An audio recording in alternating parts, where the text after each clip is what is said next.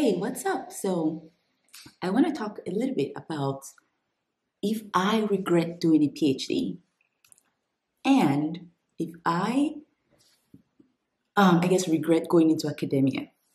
And the way I want to address this question is by talking about the pros and the cons, because I know a lot of my audience, a lot of you guys, want to do a PhD, want to go to grad school, particularly do a PhD, right? And it's like, is it worth it? Like, what is my opinion about it? My opinion, please keep in mind, okay? Just my opinion. Everyone is entitled to their opinion, but this is my YouTube channel, and it is my opinions that are going to be aired on here, okay? But I hope this gives you some context into, like my process and my experience and my wishes and dreams and all that crap, okay? All right, so before we get into the video, I want to shout out to Kayoshi Network. So they sponsored this video. What I love about Kayoshi Network is that you can actually send Naira and like you can send money, and whenever people receive it in Nigeria, it comes in as Naira.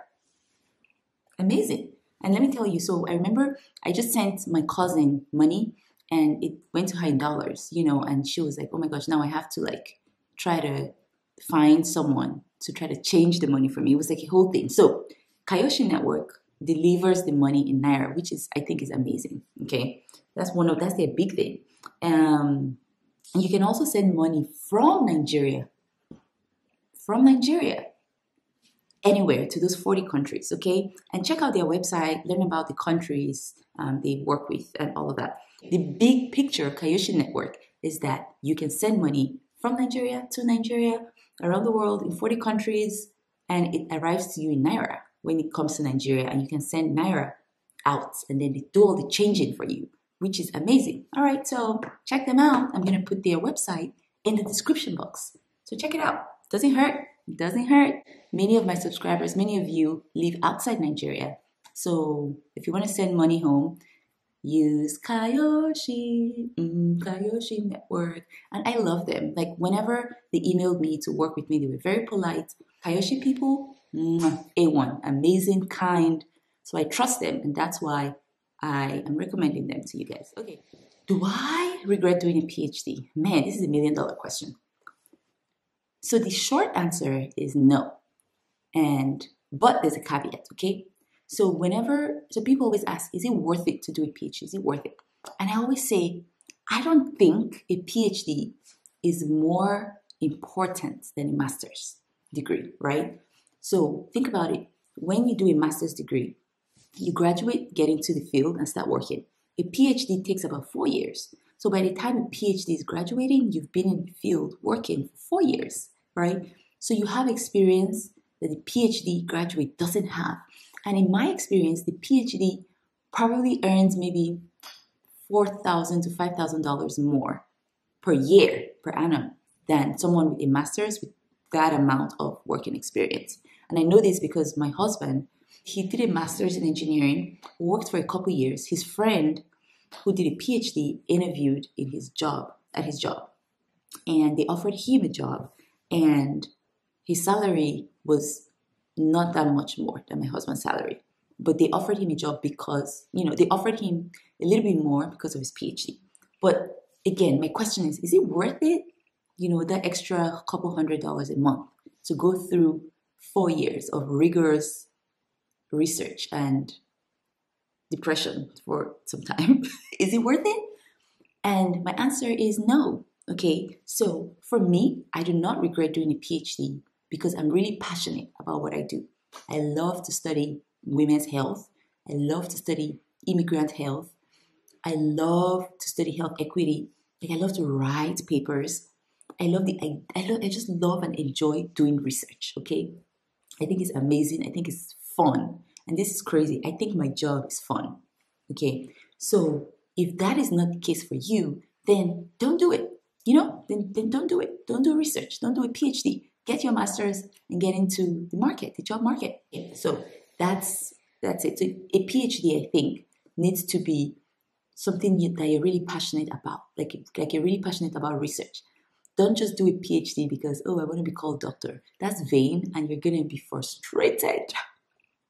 Frustrated in your PhD program. And I have some students who started a PhD because of that. They're struggling. They're struggling because how can you do a PhD because you want to be called doctor? You're never going to find the passion and the drive to push you through, right? Because your motives are not correct. So yeah, so think about that before you jump into a PhD. So for me, I do not regret it. But for you, you may. And that's why I'm breaking it down like this. All right, so do I regret going into academia?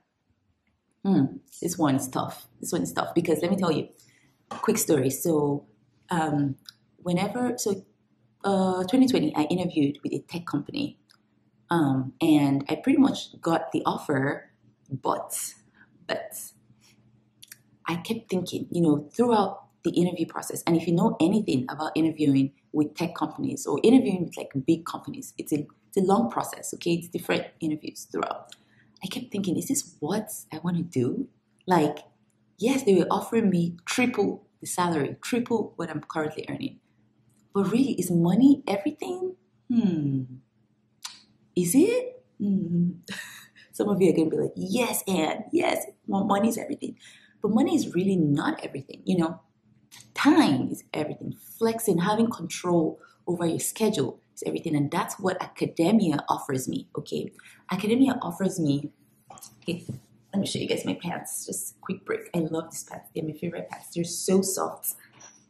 They're so soft and flowy. Yummy. Okay.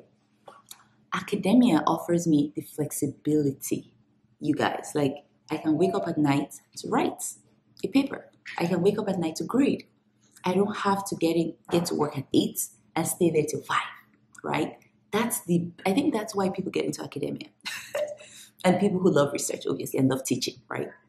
But the greatest perk of being in academia, being a college professor, running a research lab, doing all that fun stuff, is that I get to control my time, okay? I love the flexibility of that.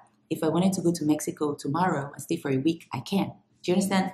Like, I'm kind of my own boss, okay? I have a boss, but the boss is just like is not necessarily like the kind of boss that you think about when you think about a regular job, okay?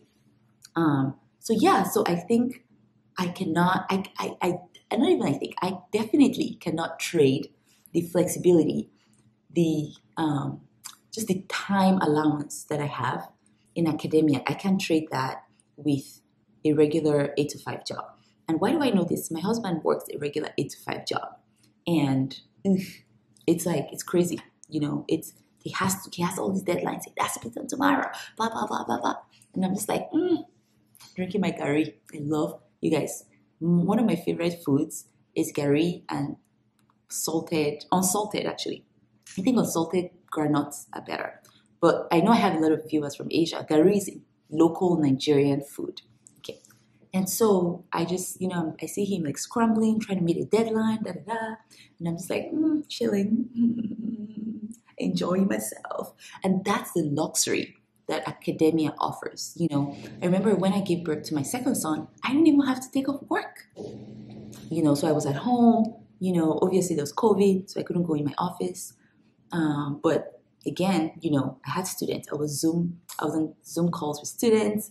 I was able to take care of my baby postpartum and still work effectively. Okay. And this is me. I don't take my job lightly. Okay. I'm very passionate about my job. I love my students. I want to see them succeed. So I'm not like half-assing my job, but I'm able to do it in combination to being a mom and do YouTube, a fraction of the time. Okay. So I feel like when I think about these things, and when I think about the tech job that I got kind of offered. It wasn't an official offer, right? But we were already talking about benefits and all that good stuff. But then I was like, ugh. And so the HR person said, hey, do you want to set a time to talk more about, a potential offer? And I was like, no, I think I'm good. Because I kind of freaked out because I was like, holy cow, if I start working for a tech company, my kids have to be in daycare from 7 a.m. to 6 p.m. every day. Like, I don't want that for my kids, And nothing against people who, who do that. More power to you. Like, I respect that. But I think I've been so spoiled by academia that I feel like, I'll take the pay cut and snuggle with my kids half of the day. I have the flexibility of time of being my own boss, have that flex of being able to travel to Europe and not worry about, oh my gosh, I have to apply for time off, I have to do this, I have to do that. But yeah, so that is my take. Let me know what you guys think. I want this to be a conversation, okay? I want to know what you think. Would you take 3 times the salary? Well, let's not say 3. 3 is an exaggeration. Well, yeah.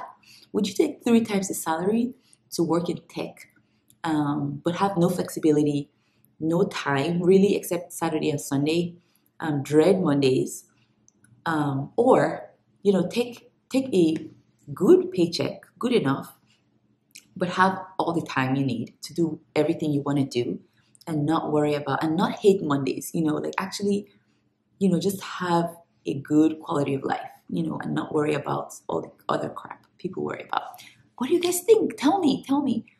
Is it money? Is it money, or is it flexibility and time? Let me know. Let me know what you think. Do you guys still want to do a PhD? Ooh. Do you want to end crap? What do you want to do? Tell me. Let's chat. I'll be in the comment section. All right. See you guys. Bye.